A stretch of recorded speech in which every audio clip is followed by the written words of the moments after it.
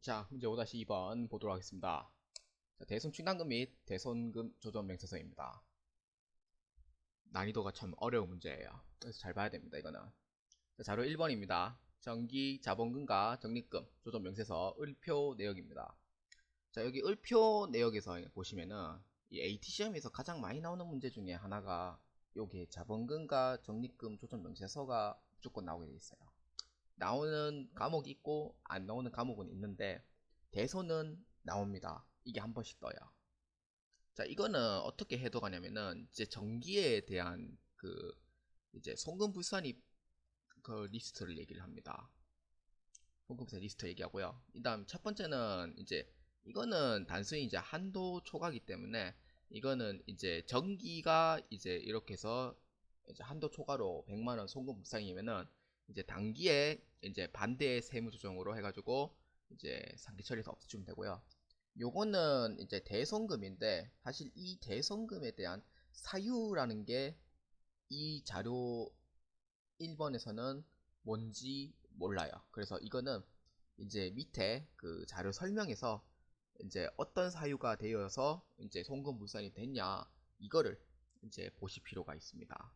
근데 대손금 같은 경우에는 거의 뭐 대손금만으로는 이제 그 송금불산입이 거의 안 된다. 뭐 이렇게 해서 뭐 송금불산이 되고 이렇게 해서 송금불산이 되고 이것만 외우라고 하긴 하지만 이제 실제 실무에서는 이게 좀 대손 충당금이 이제 없는 경우에는 이제 대손금으로 넘어갈 수도 있어요. 이제 그런 경우에 이제 사유를 볼 수도 있겠고, 두 번째는 이제 어떠한 이유로 이제 송금불산이 됐고 이거를 자료 설명에서 보실 필요는 있습니다.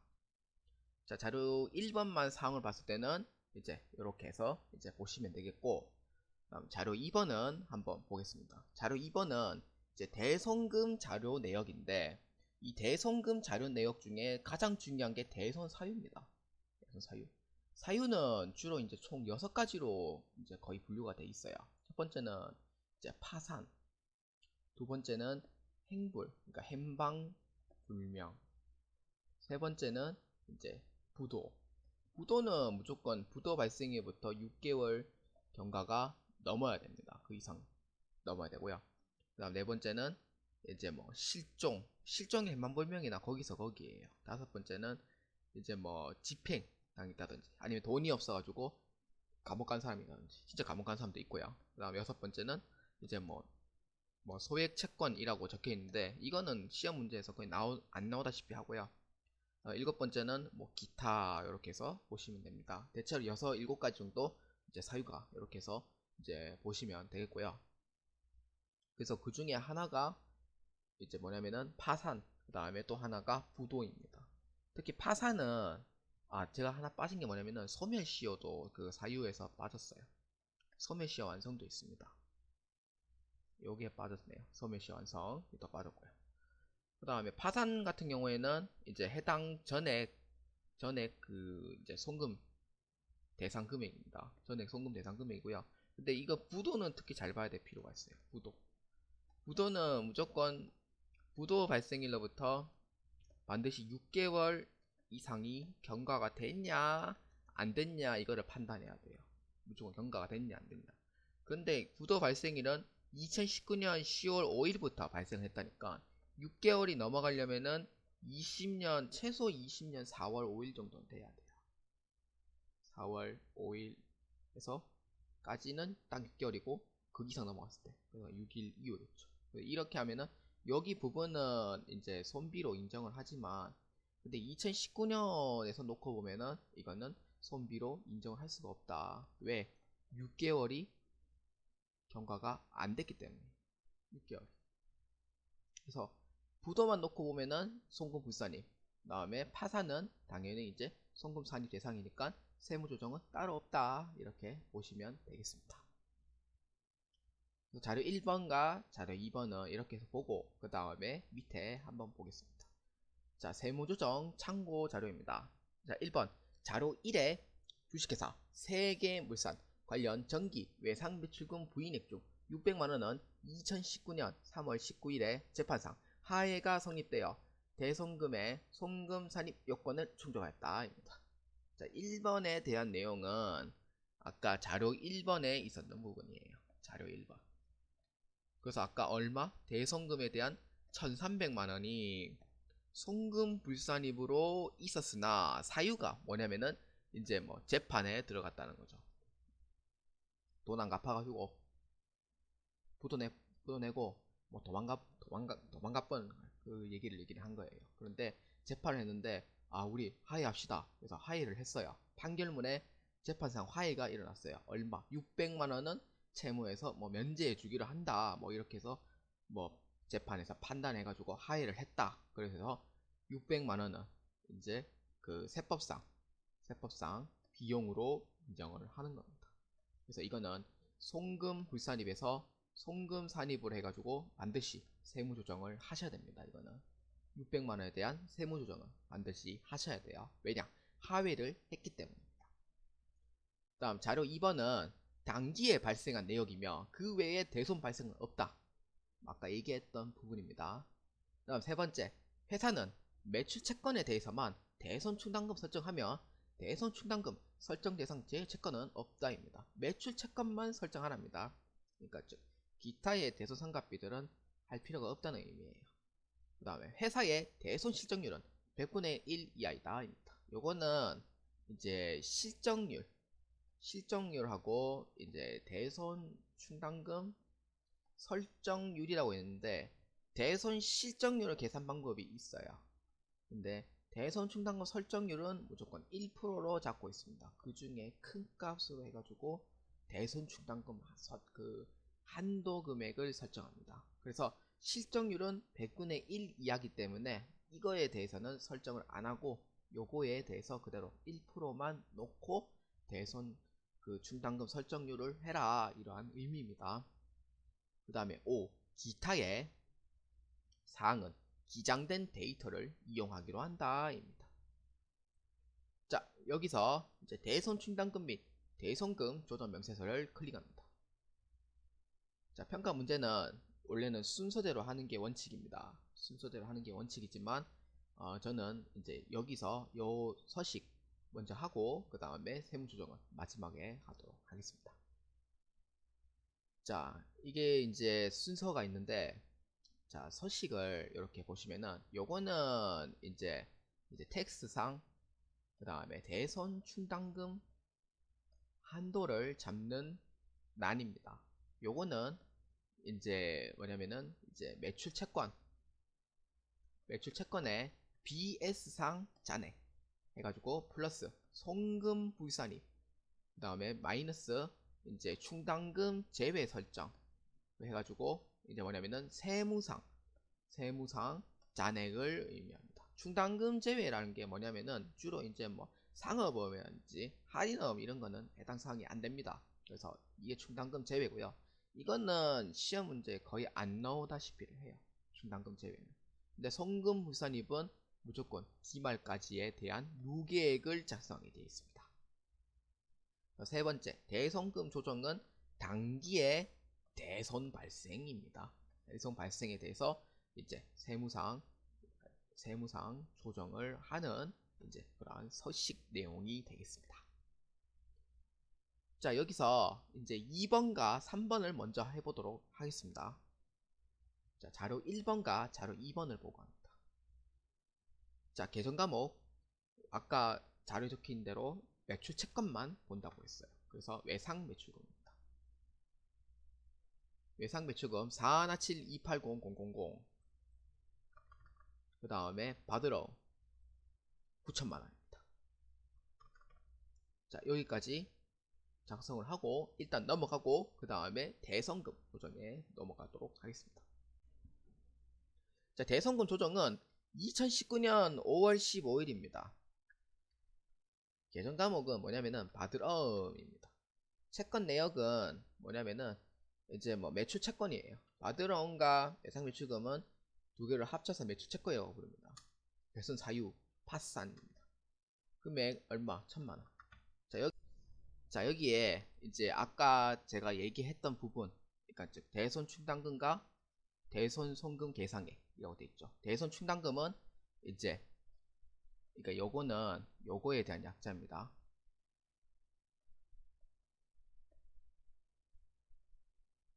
요거에 대한 그 설정했는 경우를 얘기를 해요. 그러니까 즉 회계 처리한 경우를 얘기를 해요. 그래서 차변에 대손 충당금으로 했는 경우를 얘기를 하고요.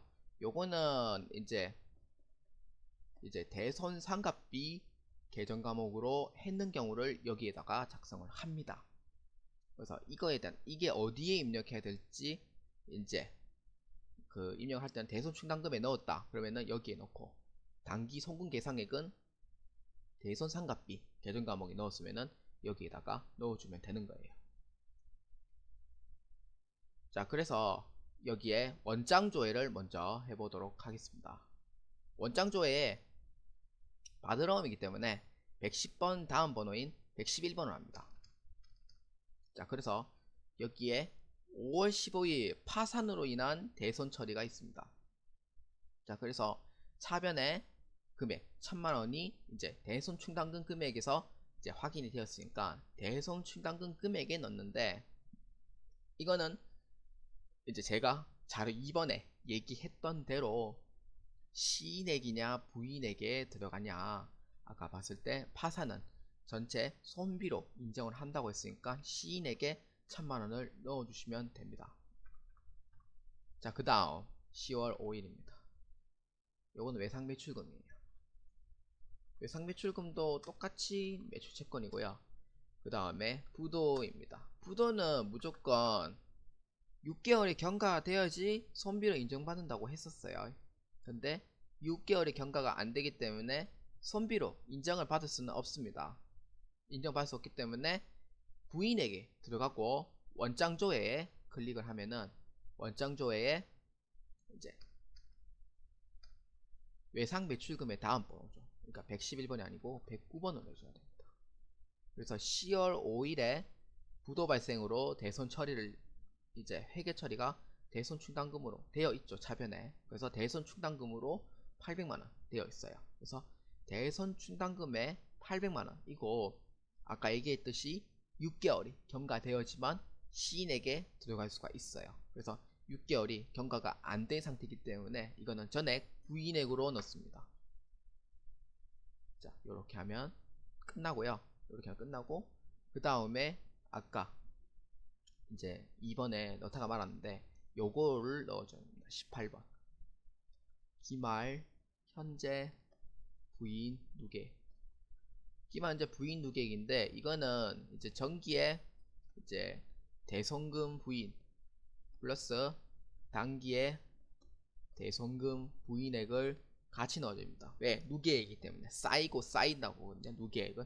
그래서 대손금 부인 전액, 그 다음에 단기에 대손금 부인 누계액 해가지고 이제 넣어주면 됩니다. 근데 여기에 외상 매출금에 800만원 넣는 거는 이제 사실이고요. 그 다음에 이제 정기에 넣어야 될 금액이 있어요. 요거입니다. 정기에 넣어야 될 금액 이거.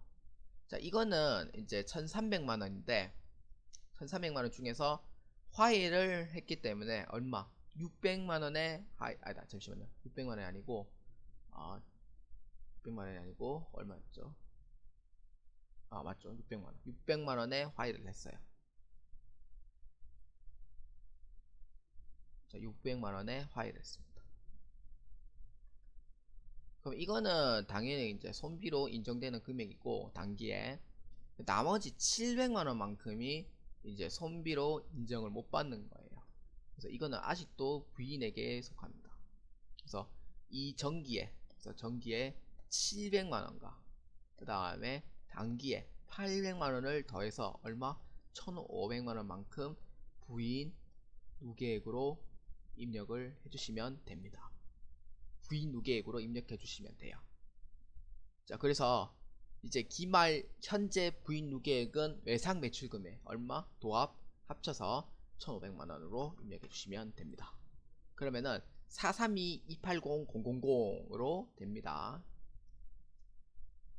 자, 마지막 1번에 대한 부분입니다. 자, 대손 충당금 조정인데, 이 대손 충당금 조정은 이제 이 자료 문제에서 내어준 게 아무것도 없어요. 그래서 다 조회를 해가지고 해야 됩니다. 없어요. 금액도 없고. 한국 세무사의 문제와 다른 점이 이거예요. 한국 세무사의 문제는 이제 금액 자체를 다 주기 때문에 그냥 넣고 입력하면 되는데, 이거는 그게 없어요. 그래서 다 불러와야 됩니다. 이거는. 자, 장부상 충당금 기초잔액 부인 누계액은 알죠? 자료 1번에 100만원이라고 되어 있습니다. 자, 그 다음에 이제 여기에 잔액 조회를 클릭합니다. 잔액 조회에서 일단 외상 매출금에 대한 대손 충당금 금액부터 먼저 조회합니다. 얼마냐면은, 자, 여기에 적겠습니다.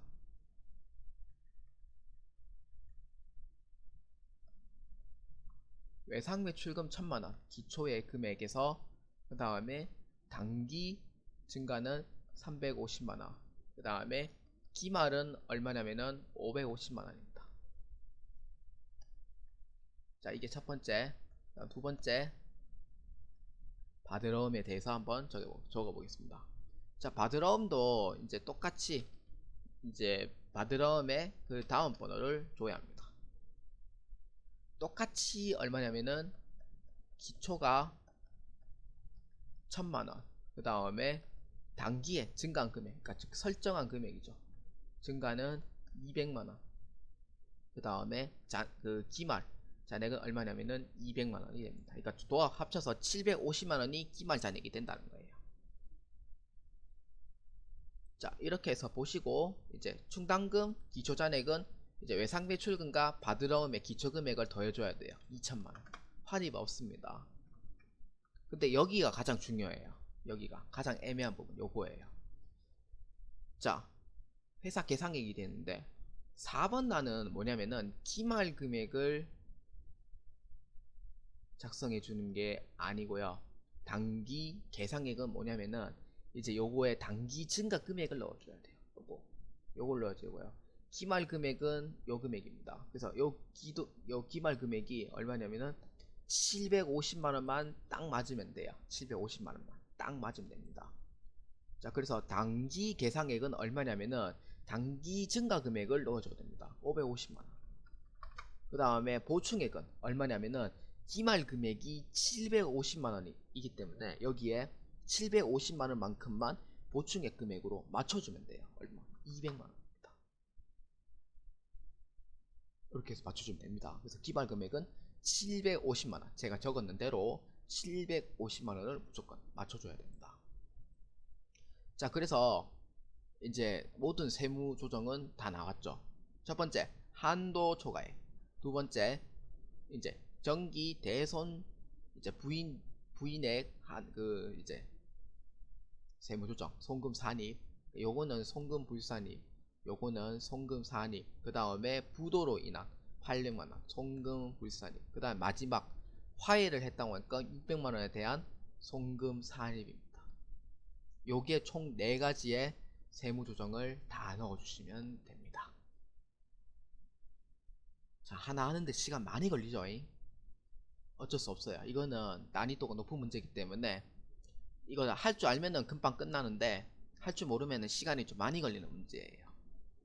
자, 그래서 저장을 하고 그 다음에 학계 등록에 클릭합니다. 자, 학계 등록은 제가 얘기했던 대로 세무조정은 총 4가지가 됩니다. 자, 대손 충당금 한도 초과액 얼마? 277200입니다.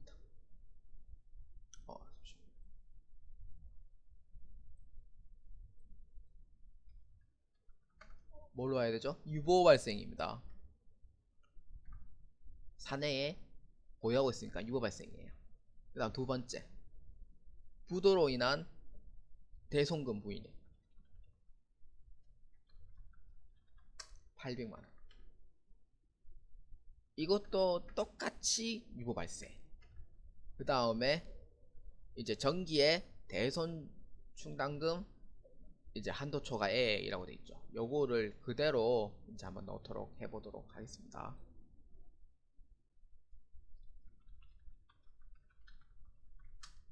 그래서 얼마? 100만원 만큼 해가지고 이제 요거는 유보 감소로 해줘야 합니다. 그러니까 최초는 유보 발생이고요. 반대 넘어가면은 유보 감소입니다. 그 다음에 마지막 외상 매출 대손금 얼마 유보액만 하회를 했다고 하니까 이것도 역시 유보 감소로 해가지고 이렇게 그 세무 조정을 해주시면 되겠습니다.